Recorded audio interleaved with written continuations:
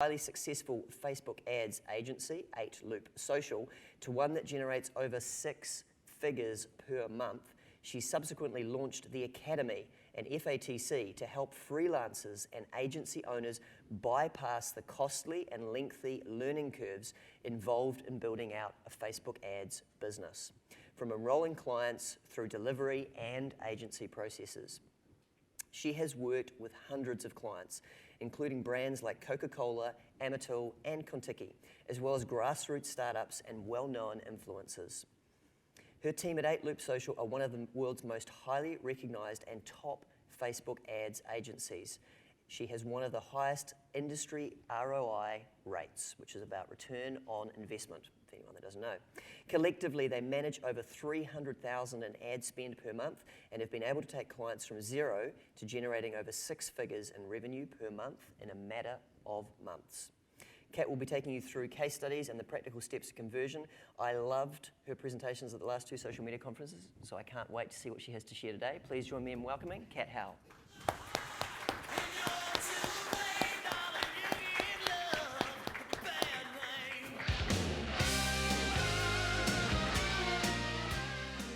Hello. Can you guys hear me? All right. I've got my fanny pack. It's my good luck fanny pack. I wear it every time I speak. Just ignore it. Never happened. So honestly, every time I see this, I'm still a little bit in disbelief that I was able to grow a company to $10 million in revenue in the short space of 3 years. And here's the craziest part, guys. It doesn't have a logo. Talk about branding. So I'm going to talk a little bit about how I was able to achieve that. And as mentioned, I've worked with hundreds of clients through one of my companies, which is an advertising agency as well. What I want to start off by saying, because 3 years ago, I literally was sitting where you guys are sitting going, how the hell do I make this business work? How the hell do I get followers? How the hell do I make sales happen? How the hell is this supposed to happen to me? I was burnt out in my business. I was struggling to make ads work for me. I couldn't understand why everyone else seemed to be getting traction, and it just wasn't working for me. So I've got good news and bad news for you today. The bad news is there's no one cookie cutter method to making $10 million in your company. I'm sorry, I wish I could just give you a plug and play template and let you walk away and you make 8 figures tomorrow. The good news, having worked with so many businesses from startups right through to big corporates, as well as e-commerce brands that do 8 figures a month, spending over $1 million in ad spend per month, I've pretty much observed some patterns that take place that I want to share with you guys. I'm just not sure how this one. Okay, so who wants to know what those patterns are that I've observed? One person, yes. All right, we're on a roll. All right, so just a bit of background on my company. We are pretty much mostly remote. We have an office here in Auckland. There's only about 6 of us. The rest of the team is international. It is hard to find local people with the type of skills that you need for what's actually happening in the marketplace. Just putting that out there for you guys running businesses. We have one of the largest Facebook groups in the world for Facebook media buyers, collectively 200,000 people, and the business does 600 US per month. We are on track for making 10 million in 1 short year. Again, no investors, all bootstrapped from the ground up, no logo. I'm fucking proud of that. Thank you. Thank you. It's actually a little bit surreal to watch that because, as I mentioned, it wasn't like that 3 years ago. So before I get started and I share with you guys how to actually take your businesses to the next level, specifically using Facebook ads, why Facebook ads? Well, it's what I'm good at. It's what I know. It's what I've built every single company on. It is the biggest social media platform on the planet right now. It has 1 billion users on it, and it is the cheapest way to advertise, regardless of what naysayers will tell you. It has the cheapest cost per 1,000 impressions than pretty much any advertising platform except for Twitter, and Twitter's all right. So one question I have for you guys before we get started, who here advertises on Facebook? Oh, cool, okay. I'm just trying to gauge like how deep I go in with this with you guys, or because it is gonna be pretty technical if you guys are down for that. How many of you guys are doing advertising for your own business? Oh, okay, and how many of you guys are doing advertising for clients?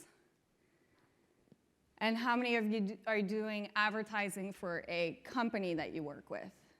So it's pretty split, actually. Okay, cool.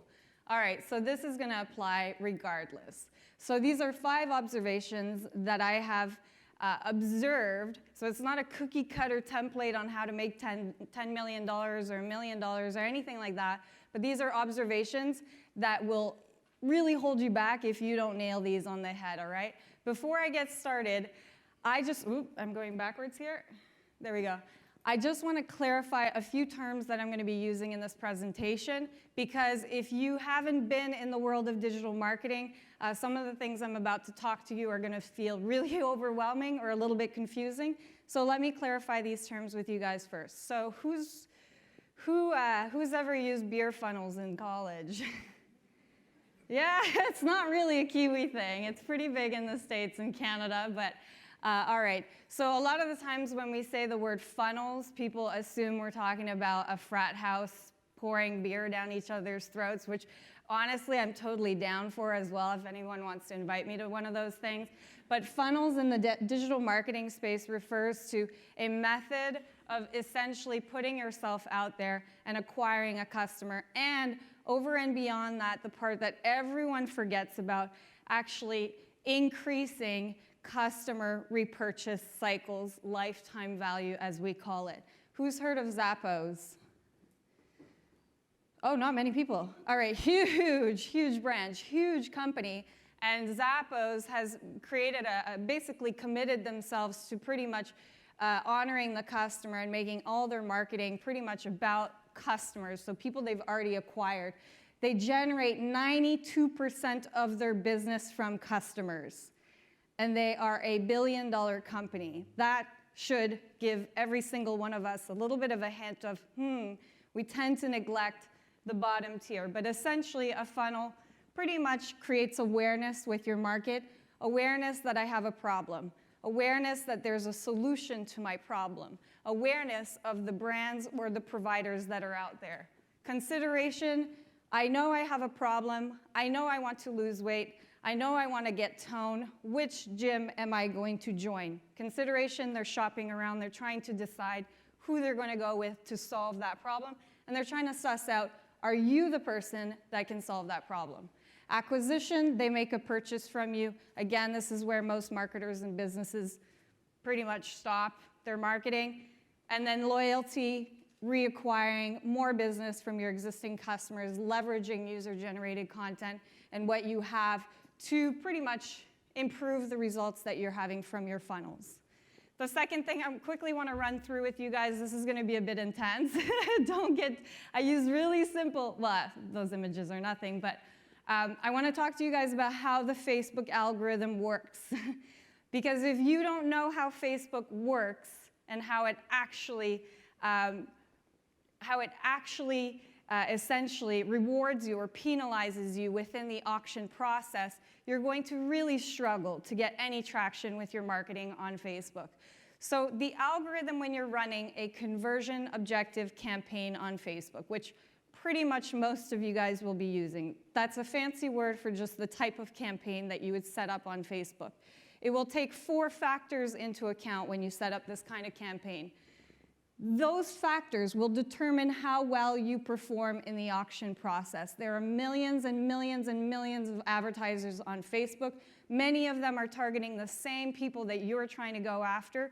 These factors is what Facebook's going to look at to see, do I show your ads to high-quality people, or do I show your ads to low-quality people? You have to be aware that bot farms are a huge thing nowadays on Facebook and in social media. Who's heard of bot farms? Great. So essentially a bot farm is where just lots and lots of bots send really bad traffic to your websites and clicks and all of that stuff. If you are not performing well in the auction, the traffic you're going to be sending into your funnels or into your websites are not going to get you anywhere. You're just going to be spending a lot of money on Facebook for nothing. So very quickly, Facebook takes into account the bid, how much you're willing to spend to acquire a customer. Usually you leave that on automatic. You don't have to worry too much about that. Relevance is your targeting and your creative. How relevant is the creative to who you're trying to speak to? And are you going straight for the jugular? Facebook's not a fan of that. Or are you trying to warm people up, build that awareness and that consideration, et cetera? Quality is your quality score as an advertiser. No one gets to see that number unless you have a VIP rep. Your quality score is essentially takes into account things like, do your payment methods bounce a lot? So if your payment methods keep bouncing on Facebook, you better believe you're going to get penalized by the platform. Do people leave negative comments or feedback on your ads a lot? Those types of things determine your quality score and how well you fare in the auction. And then lastly, this is the most important one, CVR, conversion rate.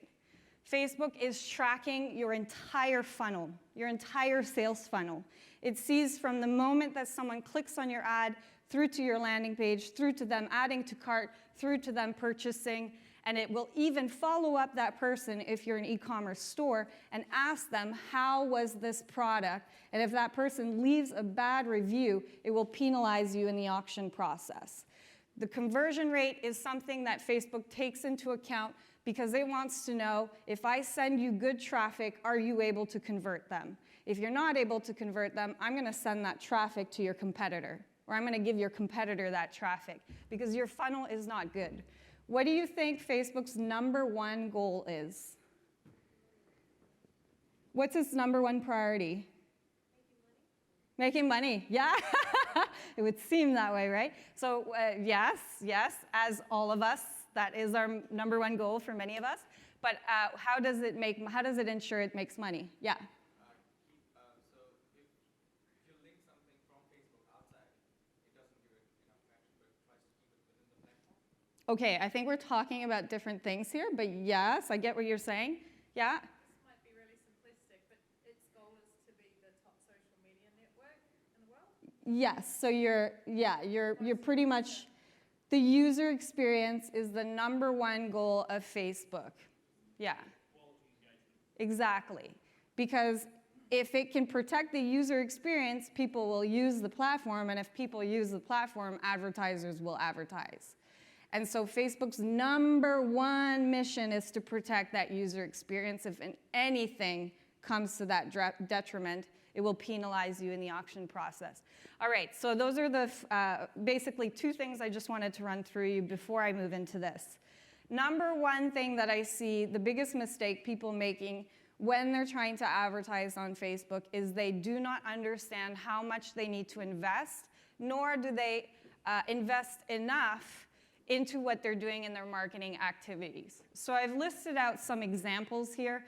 This is really for businesses like if you're doing lead magnets, for example, like here's a freebie, or download this guide on how to get a better posture. Let's say you're a chiropractor. You should be seeing opt-ins at around 20%. Meaning, if you understand where things are converting at, what you can then do is work backwards into how much you need to invest or how much traffic you need to send into your funnels. So here's a situation I keep seeing. Someone will set up a campaign, they spend $5 or $10, they hit the panic button, they go and edit everything, they pause everything, the whole ad account gets blown up into flames, and they throw their laptop at the wall and say that Facebook doesn't work. Who will admit that they've done this? I will. I've done that. Yeah. But the reality is, if you understand your key metrics and where things should be converting at for the industry that you're in or the type of funnel that you're working with, then you know exactly how much traffic you need to send. So for example, if you're trying to get people to opt into a free lead magnet, and you know that it should be converting at 20%, I'm really bad at math, but that means 5 people, right? You have to send 5 people for 1 opt-in? Yes, I think so. I don't know. Yeah, I'm getting a lot of blank faces here. So, right, exactly. And so if you know, for example, if you're doing direct response where it's straight to a landing page, hey, buy my stuff, or hey, opt in for this, lots of gyms do this, opt in for this $10 off or free 3 weeks or whatever, you know that it will convert at around 2 to 5%. That's normally where the industry sits at, which means you need to send at least 30 hits to that funnel before you can make a decision on this is working or this isn't working. People are way too premature with cutting out their ads and not allowing the campaigns to actually follow through or get the traction that they need. Generally speaking, as a rule of thumb, if you're selling an e-commerce product or if you're selling something online, when you first launch a campaign, you should be willing to invest 3 times what your desired cost for that product is, because it's an unoptimized campaign. And then Facebook will start to do a lot of the goodness that optimizes things and bring that cost down. A lot of people will launch a campaign. They are expecting sales to come in at $5. They spend $10, they close the entire thing, when in reality, they may have just been around the corner from cracking or clocking a sale and essentially getting on their way to building a really successful campaign for themselves and getting the traction that they're after. So those are just some of the benchmarks. I'm not going to go through all of them because they're really, really different across different industries. But the point is, install tracking along every step of your funnel. If you don't know how to do that, pay someone on Fiverr. Please, just do this. Because if you are not tracking your entire sales funnel, if you do not have events on every single step of what's happening online, every touch point, Facebook will penalize you, and you will not be able to identify where the breakdowns are actually happening inside of your campaigns.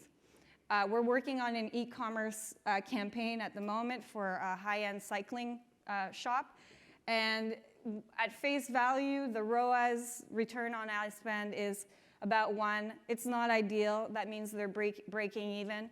It doesn't look very good on sort of the surface of things, but because we're tracking everything along the way, we've been able to clearly identify where the breakdowns are happening, and it became apparent pretty quickly that the abandoned cart rate was 95%, and that this was now a website conversion optimization job. There was nothing wrong with the campaigns. So it's really important that you actually, before you start running ads, you actually map out what your funnel is, what actions you want your customers to take, list out where things need to convert at based off industry standards, and what that means in terms of your ad spend based off how many clicks you need to send, how much traffic. And then once you launch your campaign, you'll be in a much better position to read the data and look at what's happening and go, it's not my targeting, it's not my creative, it's not my campaign, there's a hole happening right here in my funnel, and people are just falling through. And then once you know the right problem, you can apply the correct solution. Once you apply the correct solution, you're one step closer to having that business that's getting you the revenue and the sales that you're after. Is this making sense so far, guys? Please stop me, or if you want me to clarify anything, because I know it's a little bit intense. So number 1, know your numbers and know where things are supposed to track at, and be willing to invest. Who's in e-commerce here? 1 person. No, huge opportunity, guys. So if you're in e-commerce, generally speaking, what we tend to see is after about $10,000 of investment, you will crack what you're doing. The reason for that is the number of touch points that we need to have with a customer has significantly changed in the last 4 to 5 years. They used to say that you needed 7 touch points with a customer before they would make a purchase. I would say that that's more around 18 to 50 now. It's way higher. I know this because some of our campaigns have frequencies of about 20 on a single campaign before they start generating us returns. That means the same person saw that ad the same time 20 times before they made a purchase. Insane. So it takes a lot more touch points than it used to in the past to get a customer to buy from you.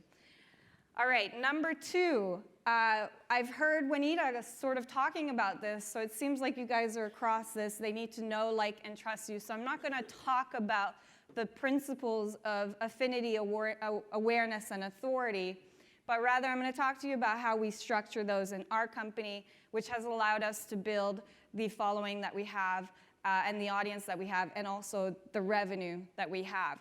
So what we do as a company is we essentially create a content calendar. That's just a fancy word for saying here's a schedule of what content is going to go out when. We do this on a Google Sheet. There's nothing fancy about it. We just list out all the days of the month, all the platforms that we have.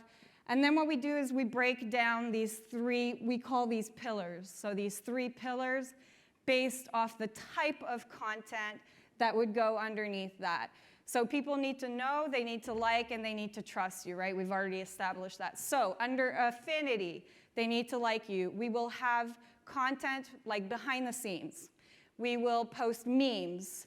Humor is one of the most effective ways to build rapport with customers. So if you have wit as part of your branding, if you have humor, or if you yourself are funny, I would highly recommend you leverage that. It is extremely powerful. Affinity could also be things like your philosophy, your take on certain things. So as a company, if we see an issue or something happening, we will comment on it because we know that that will appeal to the audience that we're speaking to, and it will connect us even more. People buy from people, right? It's the reason someone buys a Mercedes over a Porsche or whatever. It's kind of, car people are going to hate me for this, kind of the same thing, but people are buying the brand, right? They have affinity with that brand.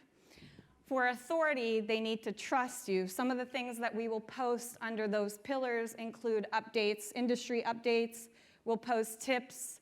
We'll post valuable things. We'll post case studies or testimonials. If you're in a service-based business, that is huge. Please put together a testimonial process in your company to collect those from your customers, because your testimonials are going to take you to that next level. People, who's seen that viral video on YouTube, the lone dancer, the leader, where he's dancing by himself? He's really high on drugs, but he's dancing by himself, you know, at this festival. No one's seen that? You have? Okay, go and Google that after this, during your lunch break, but it's this crazy guy. He's just dancing on his own, and then it takes that one person to follow him, and then everything, kind of like the entire crowd just comes in. And it gets to the stage where if you're not dancing with them, you're the one who's going to get made fun of.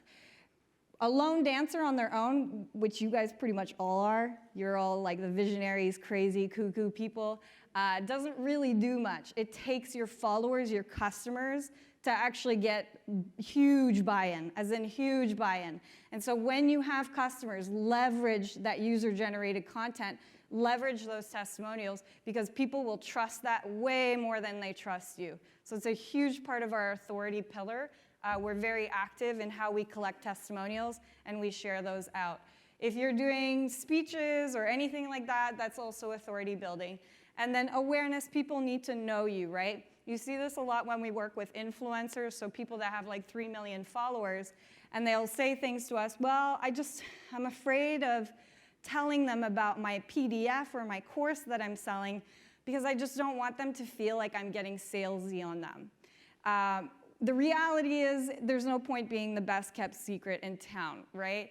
People need to know that you actually have a solution to their problems in order for them to purchase from you. So the way that we do it is in the Excel spreadsheet, we'll essentially rotate through those pillars: awareness, authority, affinity, awareness, authority, affinity, awareness, authority, affinity, and we just clock in the type of content underneath that. And that ensures that all the content that we put out through any platform out there isn't just us selling our product or promoting ourselves, or it's not just memes and funny things. It's actually a healthy mix of the type of content that people will need in order to make purchasing decisions from you. Is this making sense so far? Yeah? All right. Okay, cool. Understanding the landscape is a big thing as well. You can leverage Facebook's sore spots and get massive traction on what you're doing. This is how I've been able to build Facebook Ad Hacks, which you're seeing here. So basically, here's the situation, what's happening with Facebook right now. Facebook is actually getting pretty popular amongst businesses. 5 years ago, 6 years ago when I started, it was like the intern's job in the company. Everyone just wanted page likes. It was all about boosting posts. Retargeting didn't exist. I remember, who remembers this? If you didn't have a period at the end of your copy or like in your headline, your ad would get disapproved. Like you had to have proper grammar. Who remembers that? No? Yeah, one person. It was like a different world. But since that, which is such a short time, 5 years, businesses are all going, holy crap, how do we get a piece of this pie? This is insane, right? And it is becoming the biggest advertising platform on the planet for good reason because of the targeting and the data that's available to you. But because of that, what do you think is happening? Huh? Cost is going up. Why? Yes, there's more. So the rate at which businesses are joining Facebook is not matching the rate at which users are joining Facebook. And it is running out of real estate. Facebook is plain and simple running out of advertising real estate because its #1 priority is user engagement and user experience. It doesn't want to just make your whole, while you might argue that it feels like your newsfeed is just full of ads, it doesn't want to do that because it knows that that will compromise that experience for you as a user. And so it has to protect how many ads it shows a user in their newsfeed. But the reality is that space is running out. More and more advertisers are jumping on. And yes, yet that rate isn't being matched with the users. So what is Facebook doing? It buys WhatsApp. It creates Facebook groups. Have you guys noticed when you log into Facebook on the right-hand column, it will actually show you groups? Those are not ads. Facebook just shows you, hey, these are groups that you might like. Facebook never does free shit for people. Like, there's a reason it's doing that, and the reason is it's trying to create more advertising real estate. So the connection there for you as a business is going, holy crap, Facebook is organically promoting groups. I need to create a group. This is what we did. We get 300 requests a day for Facebook ad hacks. We use a plugin called Group Funnels. It basically connects people that request to join our group with our CRM system, our email database. So we get 300 emails a day for free. We don't pay a dime for it. Facebook promotes the entire thing because Facebook is trying to open up more advertising real estate because it's running out. How long is this going to go on for? Who knows? Who cares, right? It's like asking the question, how long is email marketing going to go on for, or how long is Facebook going to? It doesn't matter. You're a business owner, you're an entrepreneur, you're a marketer. Leverage what's working right now. Figure that shit out when it changes, right? Things will move really fast. That's just the name of the game. Right now, Facebook's trying to create more real estate. And so if you're using platforms like WhatsApp, or if you're driving people to WhatsApp, if you're creating a Facebook group and you manage to get enough engagement from that group and traction, people joining it, it will pick up your group and literally promote it for you. And you can pretty much build your entire email list for free. Now, some tips, because I know some of you guys are thinking, well, how do I make this work for my kind of business? Does anyone want to shout out a business here? The Connecto? What's the Connect.io? Is it a service-based business? A digital marketing coaching. That's almost too easy, okay? Okay, I'll do another one after. So for your business, it's actually really easy. You're targeting, I'm just flying off the cuff here. I'm assuming you're targeting business owners or digital marketers, one of the two, teaching them this skill. So essentially, you would create a Facebook group that isn't called Connect Your Business, but is centered around digital marketing. And pretty much what you do is you make sure you have at least 20 people that are joined inside of the group before you start running ads to it. You make it a closed group. That's really important. Don't make it an open group, because if you have an open group, people will go through the feed and they'll forget to join your group, and you'll just lose that person. So just invite your friends and your family to your group initially, and then you set up some ads to get that traction going. You have your content that you're posting in there, and that's the traction that you need that Facebook will pick up. Usually we tend to see that at around 100 members to 500 members is when Facebook will pick it up. We've built 3 other groups that are over 50,000 people in the groups. All of those groups were built within 6 months. This isn't like a lucky strike. It's a science.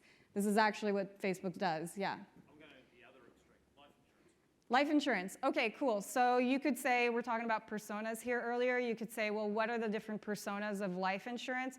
Let's say it's, I don't know, what's one of your personas? Compassion? Yeah, compassionate and informative is a lot of what we're about. Okay, so that's like a brand pillar, right? So persona as in like when you have your customers and you look at the type of people that buy from you, who's like a segment or a cohort that buys from you?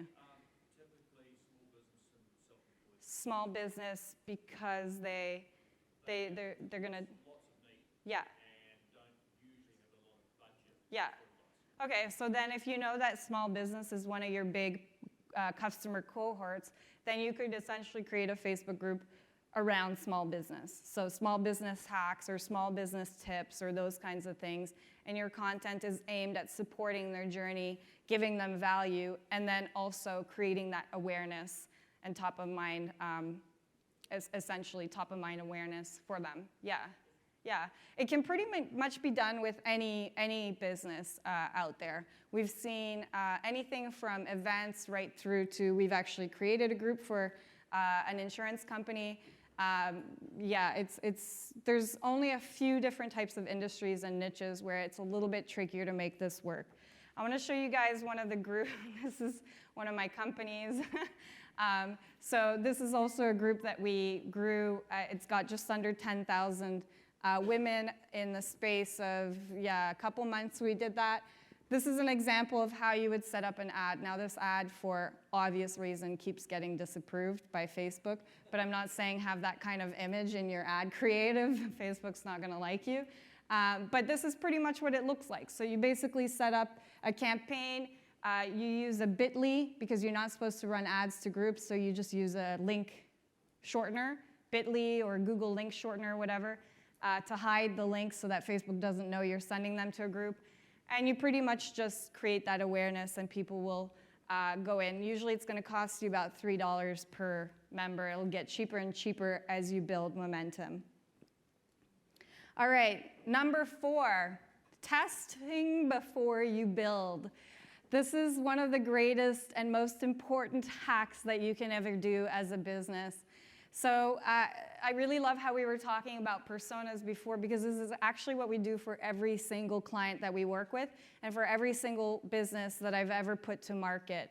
So essentially what I'll do is I'll map out who are the different types of people that could potentially be interested in this solution, i.e. who have the problems that I can help to solve. So in the example here, this person is selling a DJ course. They're teaching people how to become DJs and make money through DJing.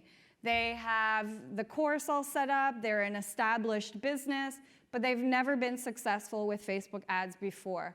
So what we then did is we went, okay, well, who are the types of people that would be interested in purchasing your offer? Well, there's the existing DJs that are struggling to land gigs, they're struggling to get paid from what they're doing. And then there's also kind of the BizOp group, the people that hate their lives, they hate their jobs, and they want to have a creative outlet.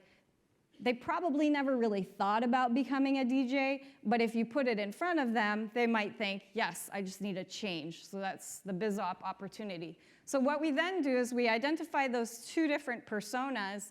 And what we then do is we set up what is called, it's called rapid fire testing, but essentially just a fancy word for testing. So before building anything out, before building your funnel, before building your email sequences, before building all the integrations, which take a lot of time and resources to put together, what we then do is we just create a test between those two personas to see which one has the most traction right off the bat. Which one shows the most promise? From there, based off of the results, we then build the funnel. So we'll build a specific funnel for one persona. So I think someone was talking before, like, how do you talk to many different personas within your business when they're all so different and they have different problems? You don't try to talk to them in the same way. You don't ever do that. You build separate funnels for each persona because the BizOp person, the one that hates their job and wants to leave, has a very different need and want than the DJ that's already doing DJing, but they can't land the high-paying gigs, or they can't get in front of what they want. It would be very difficult to create a landing page that talks to those two separate personas in a way that is meaningful to them, where they feel like you understand their problem and you have the solution for that. So what you do is you just test out your different personas using Facebook ads. It's really fast. You don't have to spend $700. Usually $50 to $100 will give you that data. The reason we spent that much is you'll see the cost per leads here was it was basically $1. So it was like wildfire right from the test. It worked really well, so we are actually scaling this at the moment. But normally what you would see in one of these tests is persona 1 or persona 2 would be performing better. And you would then go, okay, this is what we're going to focus on first. We're then going to test which hook they're going to like the best, which offer. Is it a 10% discount? Is it a free thing? Is it a 5-day, whatever hooks or offers that you can put out there to them, or lead magnets? Is it 5 steps on how to, land your dream man? Whatever that might be, whatever service that you're providing or product. You then do the same thing, run a test for those offers before you even create the lead magnet or the offer. And then you figure out what works really, really fast and under $100. Once you know that, then you build your funnel. And I promise you, once you build your funnel, you've just positioned yourself in a much better place to be successful with what you're doing. The opposite is usually what people will do, is they'll go, oh, well, I'm going to build a lead magnet, and I'm going to build a funnel, and I'm going to build a sales page. They build all of that, and then they drive traffic, and they go, it doesn't work. Shit, people are not responding to this offer. I need to go back to the drawing board. So you can leverage Facebook to test this. And this is probably one of the biggest hacks or secrets to the way that we operate as a company, is we will test everything before we build a single sales page out, or before we build a single landing page out, because you can. One of the things that I also notice a lot is people do not mystery shop themselves. It's such a simple exercise, but it goes back to the UX, the user experience that people are having. So just some common sense, best tips here, practical tips. When you build a campaign on Facebook, what you should do is send yourself the link to your ad to your mobile phone, and then open up your ad on your mobile phone and click on your ad. And go through the experience as your customers, or as your leads, or as the traffic you're about to send is going to experience. It's such a simple thing to do. It literally takes you 5 minutes, but it will prevent you from tanking thousands and thousands of dollars into a broken system. I've seen so many companies advertise. Most of your traffic on Facebook, by the way, is going to be on mobile, because it has the most real estate on mobile. Most of us are on Facebook on our mobile phones, not on desktop. And so if your load speed times are slow, if you don't have HTTPS, if you don't have a cookie notice on your landing page, all of these things that it is monitoring, it will penalize you in the auction process. You're not going to do that well. So go through your funnel. And then the second thing that we always do with every single client and with any new funnel that we launch for our companies, we understand that we're too involved in what we're building. Have you guys, when you were in school or in college, have you ever built out essays, and then you went to proofread your essay, and you missed a whole bunch of things? Because your brain is essentially filling in the gaps for you. You're so involved in that essay, you already know what it's trying to say, that you skip over the mistakes. It's the same thing with your marketing, guys. You do the exact same thing with all your copy, all your creative. It makes sense to you, because you're in the business, you're like, everyone will want to buy this. Yeah, obviously, it's us. But to someone that has never seen or heard of you before, at the top of that awareness phase, which is where most of your traffic is going to be, it might not make any sense at all. So get someone, even if it's your grandpa, they're great. Like, grandparents are great for this experiment. But get someone in your family that has no idea what you're trying to do, show them the ad, ask them, when you see this ad, what do you expect on the other end of this? This is what we call ad scent, keeping the scent. And a lot of people will tell you, well, I think I'm going to be seeing a blog post, or I think I'm going to be reading an article, when in reality, you're sending them straight to a page asking them for an email. That's going to lose you a lot of conversions, right? Because people are going to get there and go, ooh, what is this? Not what I thought. So it's so simple, this exercise, but it will really, really help the health of what you're doing. So just some little things here that Facebook really, really will penalize you. Make sure you have privacy policies on everything that you're doing. They're really particular with that, with data and all of that. And then finally, I wouldn't be here if I wouldn't be here without this last observation. I would be almost negligent for me to leave this out. So while I understand that my presentation is supposed to be all about Facebook advertising and how to leverage your campaigns, I do want to take a minute to share with you guys probably the most impactful observation I've ever had in my career as an entrepreneur, and that has been what's happening in here.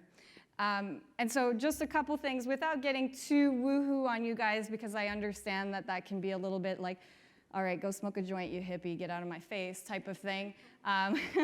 Without getting too woohoo, I just want to share with you guys just some pointers to help you guys on your journey with your business. Because the reality is, if this isn't in order, it doesn't matter what strategies or tactics any one of us today or along your journey share with you, nothing will work. I promise you that. It's not going to work. So the premise is essentially the way that you perceive the world around you, your attitudes towards your business, your attitudes towards life, the stories that you tell yourself, the beliefs that you have around whether or not you can or cannot succeed, that you can make $1 million or you don't deserve to make $1 million. Would you say it's a fair comment to say that those beliefs will impact the decisions and the choices that you make in your day-to-day life? The way that you see the world, the way you perceive things. If you feel like a victim, the decisions and the choices and the actions that you're going to make are going to be those of a victim. Fair call? It's not woohoo, it's common sense. And so understanding that those decisions will then impact every single action that you take in your business. And if you want to make $1 million, or if you want to be at the top of your business, or if you want to get promoted, or whatever it is that you're seeking personally, you need to be taking actions like someone who makes $1 million. You need to be thinking, acting, and behaving in the manner that that person would. The reality is most of us will be thinking, acting, and making choices from a space of fear, anxiety, and frustration. We tend to, as humans, focus on the shit that doesn't work. If something blows up, or if we get an email, or a campaign doesn't follow through the way we thought, that will be our focus. We're so good at focusing in on problems. And as long as you're focused in on that problem, all the choices that you make inside of your company are going to be revolving around that sort of perception that you have. And so I urge you really strongly to become self-aware as business owners, as entrepreneurs, as marketers, and touching base with yourself and going, how do I feel right now? What's going through my mind? Am I afraid? Am I anxious? Am I frustrated that this isn't working? And if you are in one of those states of mind, step away from Ads Manager. It doesn't matter what you do. When you're in that kind of state of mind, nothing will work for you in your favor. You're better off putting everything on pause, stepping away, going for a good old time with some friends or out in nature, and then coming back when you feel better about it. All right, so thank you, everyone. That is me for now. If anyone has any questions, happy to answer them. I hope this helps.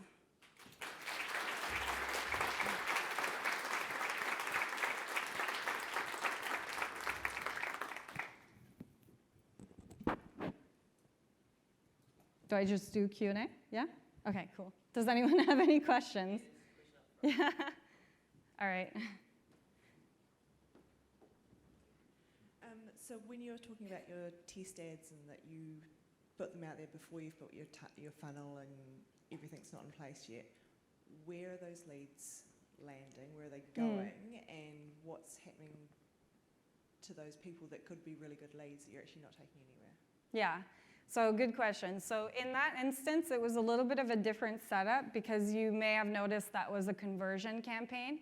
And it was because he already had built a funnel years ago. So when you have something that's already built, you're better off sending them to that. Most instances, you won't have anything built, so you would use things like lead ads. Have you heard of Facebook lead ads? So it's in Facebook ads where they just ask for emails and names. It means you're not building out landing pages, you're not building anything out. You can also use messenger ads. So messenger, if you're a service-based business, use messenger ads. If you're selling a physical product, use lead ads to test. And essentially, it's the same premise. Because when you're using messenger, you don't have to build anything. Now, in terms of the collateral damage, yes, there is collateral damage. This was a bad example as well because we had scaled that up. It had spent 800. There was 800 leads that came through. Normally, you would spend $50 to $100 on these kinds of tests. So you would potentially see about 20 people that would go through without getting that. It's a pretty simple exercise of just, if you're doing messenger or lead ads, getting in touch with them after saying, hey, there was just an issue with the delivery. We don't worry, we haven't forgotten about you. We'll send this to you as soon as it's ready. Yeah, and just communicating that to people. Yeah. In all the years of doing this, we've only had 2 people reach out to the businesses going like, hey, where's my thing? So yeah, it's a collateral thing, but it's worth it, yeah. So what's the tools you're using to connecting the Facebook group to the CRM system? Group funnels. Group funnels. It's run by a guy called Arne. Yeah, it's great. So basically, we ask, in all of the groups that we set up, when someone requests to join, we will ask them, we will say something, I'm trying to remember, we will say something along the lines of, what's the best email for us to send you tips, freebies, and hacks to, or whatever. And 85% of people will give you their email, which is pretty impressive, yeah. And so when you connect group funnels to that, every time someone gives you their email, it goes straight into your CRM, and then you can put them into an email nurture sequence. And essentially, that's a really good point that I want to make here. Just remember, you don't own Facebook, right? And you don't own Instagram, you don't own YouTube. Who's the big YouTube guy, PewDiePie? Did you guys hear about him? He got kicked off YouTube. He was one of the biggest YouTubers on the planet. And he basically made a snarky comment towards YouTube, and YouTube was like, screw you, you're off, kicking you off. One of the biggest YouTube channels on the world. And it was a great sort of, I mean, he's fine, he's bounced back, but he lost millions of followers through that. And the lesson in that is, remember, you don't own these platforms. It is so risky to build your followers and your audiences on Instagram, YouTube, Facebook groups, whatever it is, Twitter, and not get them on an SMS list or an email list. Because if anything happens to those platforms where they say, hey, listen, you need to start paying if you want to start talking to this group or this YouTube audience or whatever, what are you going to do? Sue Facebook? So you got to make sure you're protecting your own audiences and creating an owned community, essentially. Get them on an SMS list or email, usually email, yeah. So do you run because you talk about a closed Facebook group, so do you also using like a community page, or you just don't use that community page, just all the closed group that you create? Yeah, we have pages as well because you need a page to run ads from. You can't run ads from groups. And you can post in groups from a page. So your page can interact inside of the groups now. So we do have pages. We used to run a lot of post engagement. So we used to really build up our audiences on Facebook pages. And the way that we used to do that is you would pretty much test out like 5 pieces of creative to your audience, see which one gets you the most engagement, and then put a budget behind that ad creative. And then what we would do is use a plugin called Invite All Who Like Your Posts. So it's a Chrome plugin, and then it basically invites anyone that engages with any post or ad on your business, and 10% of people will then like your page. So that is how we used to build up huge page followings as well. And it was a double, it was like 2 birds with 1 stone situation, because you were also building up an audience of people that engaged with your ads that you could then target with your campaigns. This is like, I'm geeking out hard out here. This is like my porn for me. But what we've noticed is, honestly, in the last 4 months, it's pretty recent, the bot traffic, the bot farms is just so bad now. So page like campaigns is just, it's rotten. I wouldn't use it anymore.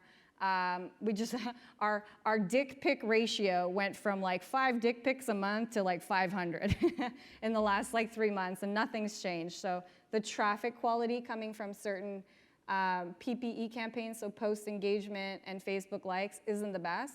So at the moment, we wouldn't even try to grow a page. What I would say though is that when we work with startups and new businesses, if you're in the e-commerce space, there is and any business, there is a psychological threshold where if you don't have enough followers on your page, whether it's Instagram or Facebook, people will think you're just getting started out, and it's not going to build that authority, that trust that people need, right? So normally if you're in a service sector business, you want at least 200 likes on your page. That seems to be the threshold. If you're in e-commerce, you want about 6,000. It's a lot more for e-commerce. And make sure it's not just, like, you don't want just your mom and your brother and sister liking your page and then, you know, like 4 people and then, hey, buy my product. People are going to be like, yeah. I hope that answers your question. Yeah.